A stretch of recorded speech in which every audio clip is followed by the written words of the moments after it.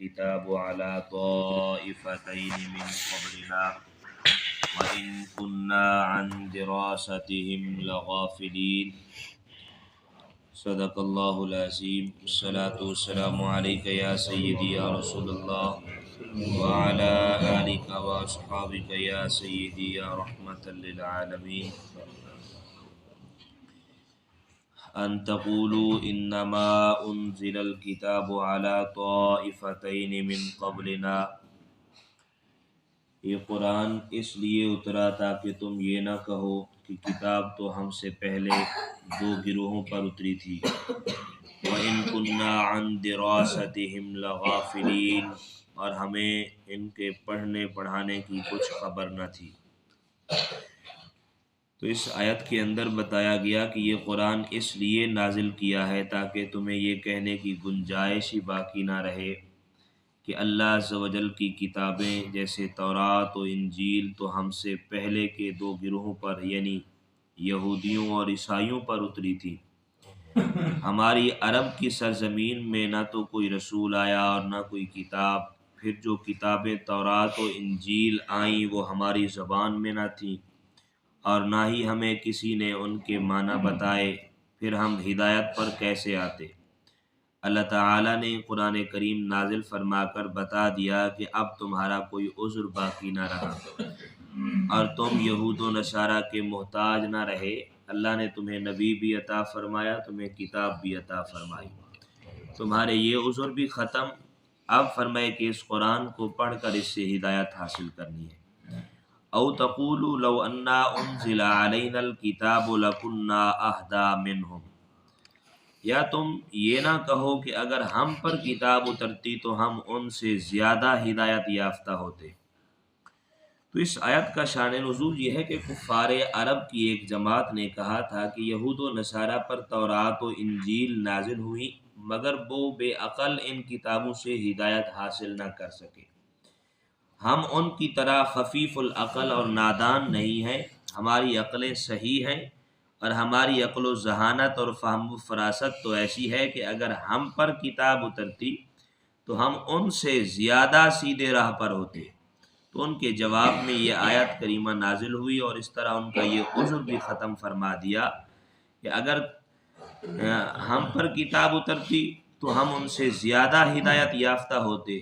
تو اللہ تبارک و تعالی نے فرمایا کہ فقد جاءکم بینۃ من ربکم وہدی ورحمہ، تو تمہارے پاس تمہارے رب کی روشن دلیل اور ہدایت اور رحمت آ گئی ہے. تو فرمایا کہ فمن اظلم ممن کذب بآیات اللہ وصدف عنہا، تو اس سے بڑا ظالم کون جو اللہ کی آیتوں کو جھٹلائے اور ان سے منہ پھیرے. ان قریب وہ لوگ جو ہماری آیتوں سے منہ پھیرتے ہیں ہم انہیں ان کے منہ پھیرنے کی وجہ سے برے عذاب کی سزا دیں گے. تو اس سے معلوم ہوا کہ صرف اپنی عقل پر اعتماد نہیں کرنا چاہیے بلکہ رب تعالیٰ کے فضل و کرم پر بھروسہ کرنا چاہیے، کیونکہ یہ شیخی مارنے والے بھی کافر ہی رہے، ایمان نہ لائے اس لیے کہ انہوں نے عقل پر بھروسہ کیا. کہتے ہمارے پاس بڑی عقل و فراست ہے، ذہن و ذہانت ہے، ہم بڑے ذہین و فطین ہیں، ہمیں اگر کتاب مل جاتی تو ہم ان سے زیادہ ہدایت یافتہ ہوتے. اللہ نے کہا ہم نے تمہیں کتاب بھی عطا کی ہے، روشن دلیل، فرمائے کہ اپنا نبی بھی عطا کیا ہے. تو بتاؤ فرمائے اب تم نے کیا کیا؟ فرمائے کہ یہ شیخی مارنے والے، یہ بڑی بڑی باتیں کرنے والے عقل کی، فرمائے کہ یہ سارے کے سارے کافر ہی رہے، ان میں کوئی مسلمان نہیں ہوا. تو اس لیے فرمایا کہ عقل پر بھروسہ نہیں کرنا چاہیے. یعنی جو نبی کے معجزات اور ان کی کتابوں کا انکار کرتا ہے وہ سب سے بڑا ظالم ہے، کیونکہ وہ اپنی جان پر ظلم کرتا ہے کہ اسے دائمی عذاب کا مستحق بناتا ہے. اللہ عذاب ہی اپنے نبی کی نبوت کے انکار پر کرتا ہے. فرمائے کہ جو نبی کو نہ مانے، اللہ نے جو کتاب بھیجی ہے اس کے احکامات کو نہ مانے، فرمائے ان کا انکار کر بیٹھے، ان کو جھٹلائے، تو فرمائے کائنات میں اس سے بڑا ظالم اور کوئی نہیں ہے، کوئی نہیں ہے. فرمائے کہ ظالم اس لیے کہا کہ وہ سب سے بڑھ کر اپنی جان پر ظلم کرنے والا ہے کہ اس نے ان چیزوں کا انکار کر کے اپنے آپ پر فرمائے کہ عذاب جہنم کو ہمیشہ کے لیے فرمائے کہ لازم کر دیا ہے. کہ اپنے آپ کو فرمائے عذاب میں مبتلا کر رہا ہے، اس لیے فرمایا کہ اس سے بڑا ظالم اور کوئی نہیں ہے۔ تو اللہ تعالیٰ نے فرمائے کہ یہود و نصارہ اور کفار مکہ کے فرمائے ان اعتراضات کو بھی رد کر دیا ان آیات کی روشنی میں کہ ہمارے پاس کتاب نہیں آئی، فرمائے کہ اگر آتی تو ہم یہ کرتے۔ تو اللہ تعالیٰ نے کتاب بھی عطا فرمائی، اپنا محبوب بھی عطا فرمایا، مکمل شریعت فرمائے کہ عطا فرمائی، لیکن اس کے باوجود بھی یہ لوگ فرمائے کہ مسلمان نہ ہوئے اور قرآن کا انکار کیا، اللہ کے احکامات کا انکار کیا۔ تو اللہ تعالیٰ نے ایک بات یہ واضح فرما دی ان آیات مبارکہ کی روشنی میں کہ فرمایا کہ جو بھی اللہ اور اس کے رسول یا اس کی کتابوں کا انکار کرے گا یقیناً فرمائے کہ عذاب جہنم کا مستحق ہوگا، اور فرمائے کہ ہمیشہ یعنی دائمی عذاب کا مستحق بنا دیا جائے گا۔ تو یہ فرمائے کہ اس بات سے یہ بات تو معلوم ہوئی کہ قرآن جو ہے ہمارے لیے ایک راہ ہدایت ہے، اس کے احکامات پہ چل کر ہم اپنی زندگی کو سنوار سکتے ہیں، دنیا بھی سنور سکتی ہے، آخرت بھی۔ قرآن سے محبت ہی انسان کی کامیابی کی ضمانت ہے۔ اللہ کے محبوب کی تابعداری کے اندر ہی فرمائے کہ محبوب علیہ الصلوۃ والسلام کی سنتوں پہ عمل کر کے ہی آقا علیہ الصلوۃ والسلام کی محبت میں ہی فرمائے کہ انسان کی کامیابی ہے، دنیا اور آخرت کی۔ دنیا کی اوقات فرمائے کہ آقا علیہ الصلوۃ والسلام کی تابعداری کے آگے فرمائے کچھ بھی نہیں ہے، فرمائے دنیا کچھ بھی نہیں ہے۔ ہاں دنیا ملی ہے حضور پاک صلی اللہ علیہ وآلہ وسلم کا صدقہ ہے۔ صحابہ کرام کی زندگیاں ہمارے لیے فرمائے کہ ایک عملی نمونہ ہے، سب کچھ قربان کر دیا، سب کچھ لٹا دیتے، لیکن آقا کریم علیہ الصلوۃ والسلام کے فرامین آپ کی سنت سے کبھی منہ نہیں موڑا۔ فرمائے حضور پاک صلی اللہ علیہ وسلم کی ایک سنت کو اپنانے کے لیے صحابہ کرام نے کیا کچھ نہیں کیا، فرمائے کہ زندگیاں اپنی بدل دی، فرمائے کہ جو شاہانہ زندگیاں گزارتے تھے جب کریم آقا صلی اللہ علیہ وآلہ وسلم کے طور طریقوں کو اپنایا تو وہ شاہانہ زندگیاں ہی بھول گئی، فقیرانہ زندگی پہ آئے، فرمائے کہ فقیرانہ زندگی پہ آئے۔ اور مزہ تو تب تھا نا، فرمائے کہ سیدنا فاروق اعظم رضی اللہ تعالیٰ عنہ فرمائے کہ خالی مٹی پہ سو جایا کرتے تھے، کچی اینٹ سرہانے رکھ کر، اور اس وقت 25 لاکھ مربع میل پر حکومت کرتے تھے۔ ایسا بھی کوئی دنیا میں بادشاہ ہے جس کا نہ کوئی سیکیورٹی گارڈ کھڑا ہوتا اور فرمائے نہ ہی کوئی عالی شان محل ہوتا جہاں پہ 1-1 لاکھ فوج کھڑی ہو؟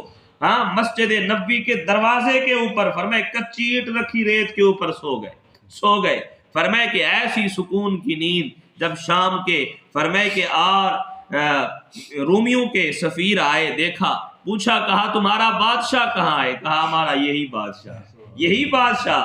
کہا یہ بادشاہ ہے ریت کے اوپر سو کر اتنی سکون کی نیند سو رہا ہے؟ فرمایا کہ ہمارے بادشاہ تو محلوں میں بھی سکون کی نیند نہیں سوتے۔ فرمایا جس محمد کے غلام کی یہ شان ہے اس محمد کی کتنی شان ہو۔ فرمایا یہ مقام ہے صحابہ کا، فرمایا اس انداز سے بھی، اور فرمایا صحابہ کرام نے زندگیاں گزاری، اور فرمایا دنیا ڈرتی تھی، بڑی بڑی سپر پاوریں، فرمایا کہ روم و ایران بڑی بڑی فرمایا کہ سپر پاوریں تھی دنیا کی، لیکن عمر کا نام سن کر فرمایا لرز جاتے تھے۔ فرمایا کہ نام آ جاتا تھا جو عمر آ رہا ہے، عمر کا لشکر آ رہا ہے، رومی فرمایا کہ اور ایرانی تو پہلے ہی بھاگ گئے تھے جب حضرت عمرو بن عاص رضی اللہ تعالیٰ عنہ فرمایا آپ نے دریا کے اندر گھوڑے دوڑائے تھے، تو فرمایا رومی ایرانی کہا کرتے تھے فرمایا کہ دیو آمدند، فرمایا کہ یہ تو دیو آ گئے ہیں، انسان نہیں ہے، تو سمندر میں گھوڑے دوڑا دیے انہوں نے۔ فرمایا یہ کون سے لشکر ہے؟ فرمایا انسان تو ایسا نہیں کر سکتے۔ تو فرمایا کہ صحابہ نے بتایا، فرمایا ہم محمد عربی کے غلام ہیں، سمندر کو بھی کہے نا راستہ دے، فرمایا وہ بھی راستہ دیتا ہے۔ فرمایا کہ اسی لشکر میں بھی حضرت عمرو بن عاص رضی اللہ تعالیٰ عنہ کے فرمایا کہ جب آپ نے دعا کی اور اس کے بعد فرمایا اپنے سپاہیوں کو کہا گھوڑے ڈال دو دریا کے اندر، فرمایا اتنی موجیں مار رہا تھا، لہریں اٹھ رہی تھی پانی کی، کہا کوئی اندر بھی گیا تو ڈوب جائے گا، لیکن صحابہ کہتے ہیں تو ہمارے تو گھوڑوں کے صرف سم ہی فرمایا کہ گیلے ہوئے تھے، اور پتہ چلتا تھا جیسے پکی سڑک پہ چل رہے ہو۔ اور ایک صحابی کا فرمایا کہ پیالہ جو تھا پانی کا اپنے فرمایا ساتھ رکھا ہوا تھا گودری کے اندر، فرمایا کہ جو اوپر زین باندھی ہوئی تھی اس کے اوپر وہ گر گیا دریا کے اندر. جب پار نکلے نا تو حضرت عمرو بن عاص نے پوچھا تھا، فرمایا کہ سارے آ گئے، کسی کا کوئی سامان تو نہیں گرا؟ ایک صحابی نے کہا حضرت میرا ایک پیالہ گر گیا ہے، فرمایا جس میں پانی پیتا تھا وہ دریا میں چلا گیا. تو حضرت عمرو بن عاص رضی اللہ عنہ نے کہا او دریا، تجھے معلوم نہیں ہم رسول اللہ کے غلام ہیں، یہ پیالہ واپس کر. فرمایا ایک پیالہ بھی تھا نا، فرمایا مٹی کا پیالہ تھا، ارے کیا ہو جاتا؟ فرمایا کہ پیالہ واپس کر. دریا نے پیالہ اوپر اٹھا دیا. فرمایا یہ پیالہ ہے. وہ باتیں کیوں آج؟ فرمایا کہ ہم ان سے ڈرتے ہیں، فرمایا کہ جنہیں ہم نے دنیا کا سبق سکھانا تھا. فرمایا کہ اللہ نے تو ہمیں سپر پاور بنایا ہے، ہمیں یہ طاقت دی ہے. آج ہم ان لوگوں سے ڈرتے ہیں جن کو نہ اسلام کا پتہ نہ دین کا پتہ، جو اللہ کو اور اس کے رسول کو نہیں مانتے، جو ان کے دشمن. ہم ان سے ڈر بیٹھے، ہمارے دلوں سے اللہ کا خوف ختم اور دشمن کا خوف بیٹھ گیا ہے. ارے ایک وقت تھا فرمائے کہ جب دل میں رب کا خوف تھا، رسول اللہ کی محبت تھی، پھر دشمن کی پرواہ نہیں ہوتی تھی، دشمن ڈرتے تھے. فرمائے کہ کہیں فرمائے خالد بن ولید نہ آ جائے، کہیں سے ابو عبیدہ بن جراح نہ آ جائے، کہیں سے عمرو بن عاص کا لشکر آئے گا. فرمائے دشمن اس بات سے ڈرا کرتے تھے. فرمائے جتنے بڑے بڑے لشکر آئے، فرمائے صحابہ نے کبھی یہ نہیں سوچا، یہ نہیں سوچا کہ یار اتنا بڑا لشکر، ہم تو مختصر ہیں. کہا میں رسول اللہ نے جو بھیجا ہے نا ان کو پتا ہوگا. فرمائے سب بات کا، اس لیے ہم پیچھے نہیں ہٹنے والے، پیچھے نہیں ہٹنے والے. یہ صحابہ کا ایمان تھا. اور کس وجہ سے ایمان ہوا؟ پہلی بات رسول اللہ کی محبت دل میں تھی، محبت دل میں تھی. ہر معاملے میں کریم آقا صلی اللہ علیہ وآلہ وسلم کی محبت کو اپنے دلوں میں رکھتے تھے. فرمائے کہ کریم آقا صلی اللہ علیہ وسلم کے فرامین کو اپنے سامنے رکھتے، پھر قرآن کو سینے سے لگایا. قرآن کو فرمائے کہ رومیوں نے فرمائے کہ مسلمانوں کو لالچ دیا تھا، کہا تمہیں اتنے سونے کے سکے ہر سال دیے جائیں گے اور اتنے کپڑے دیے جائیں گے، اتنی خوراک دی جائے گی، فرمائے کہ تم ہماری طرف آ جاؤ یا ہم سے جنگ نہ کرو. فرمائے خالد بن ولید رضی اللہ تعالیٰ نے کہا تم کیا سمجھتے ہو ان چند سکوں کی خاطر ہم بک جائیں گے؟ ارے تمہارے یہ سکے، تمہاری یہ خوراک، تمہارے یہ کپڑے ہم جوتے کی نوک پہ رکھتے ہیں. اگر ایمان لے آنا ہے تو کلمہ پڑھو، نہیں تو پھر تلواریں نکالو، محمد عربی کے غلام تیار ہیں، تیار ہیں. ہمیں تمہارے پیسوں کی ضرورت نہیں ہے، پیسہ تو ہمیں اللہ نے جو دیا ہے نا، تم اس سونے کے چند سکوں کی خاطر یہاں پہ لڑ مر رہے ہو. ہمارے لیے اللہ نے سونے کے محلات بنا رکھے ہیں، ہمیں وہ ملنے والے ہیں، ہم اس پہ کیوں مرے؟ ہم نے آج دنیا میں جان کٹانی ہے تو رسول اللہ کے نام پر کٹانی ہے. فرمائے جو مزہ اس جان کے دینے میں ہے، فرمائے وہ تمہاری دولت میں نہیں ہے. تو یہ صحابہ نے عملی طور پہ کریم آقا صلی اللہ علیہ وسلم کی محبت کا ایک نمونہ پیش کیا. کہا اگر اپنے آقا سے محبت کرنی ہے تو پھر اس انداز سے کرو، قرآن کے احکامات پہ عمل کرنا ہے تو پھر اس انداز سے کرو. دنیا ساری ایک طرف ہو جائے، تمہارے سامنے قرآن کا قانون ہے، اس سے آگے نہیں جانا، آگے نہیں جانا. تب دیکھنا زندگی کی بہاریں کیسی آتی ہیں. اللہ تعالی ہم سب کو قرآنی تعلیمات پر صحیح معنی سمجھ کے عمل کی توفیق عطا فرمائے.